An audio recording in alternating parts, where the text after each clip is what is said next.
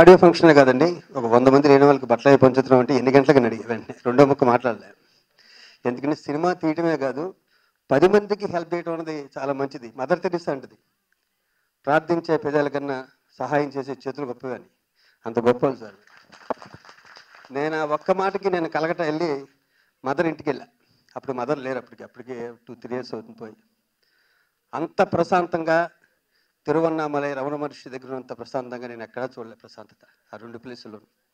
ఇందాక ఏగానే నాకు కొన్ని ప్లేసులకు వెళ్ళటం చాలా ఇష్టం. అబ్దుల్ కలాం గారి ఇంటికి కూడా వెళ్ళాను నేను. ఆ ప్లేస్లోనే ఇది ఉంటుంది, పాజిటివ్ వైబ్రేషన్స్. మళ్ళీ ఈ ఆడియో ఫంక్షన్ అంత వైబ్రేషన్ అనిపించింది సాంగ్స్ నాకు.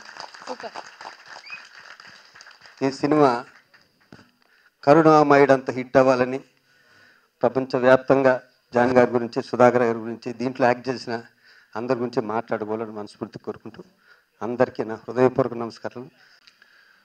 నిజంగా మా శివాజీ బాయ్ చెప్పినట్టే చాలా రోజుల తర్వాత ఒక మంచి సాంగ్స్ చూడడం జరిగింది. ముందుగా congratulations and all the best RP Patnaik అన్న. చాలా సూపర్గా ఉన్నాయి. ఇది ప్లాటినం డిస్క్ కాబట్టి ఇంకా బ్రహ్మాండంగా దీనికి ఇంకా వ్యూవర్స్ పెరిగి బాగా హిట్ కావాలని నేను మనస్ఫూర్తిగా కోరుకుంటా ఉన్నాను. స్టార్ట్ చేద్దాం అనుకున్నప్పుడు పీడి రాజు గారు ఆఫీస్కి వచ్చారు. తర్వాత అభినయ్ వచ్చింది. వీళ్ళిద్దరిని చూసి ఒకళ్ళు యేసు ప్రభువుగా, ఒకళ్ళు మేరీ మాతగా పెట్టుకుందాం అనుకున్నాను.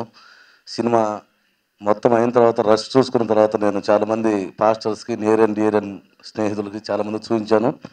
నీ సెలక్షన్ కరెక్ట్ అని చెప్పారు. వీళ్ళిద్దరే కాకుండా సీనియర్ ఆర్టిస్ట్ భానుచంద్ర అన్నయ్య వీళ్ళందరూ కూడా ముఖ్యమైన క్యారెక్టర్లు చేశారు. సినిమా ఇప్పుడు రష్ చూసుకుంటుంటే చాలా ఆనందంగా ఉంది. ఎందుకంటే నేను ఎంచుకున్నటువంటి క్యారెక్టర్కి, నేను అనుకున్న దానికి కరెక్ట్గా ఆ క్యారెక్టర్స్ని వీళ్ళు సరిపోయినారని చెప్పి నేను చాలా ఆనందంగా భావిస్తూ ఉన్నాను.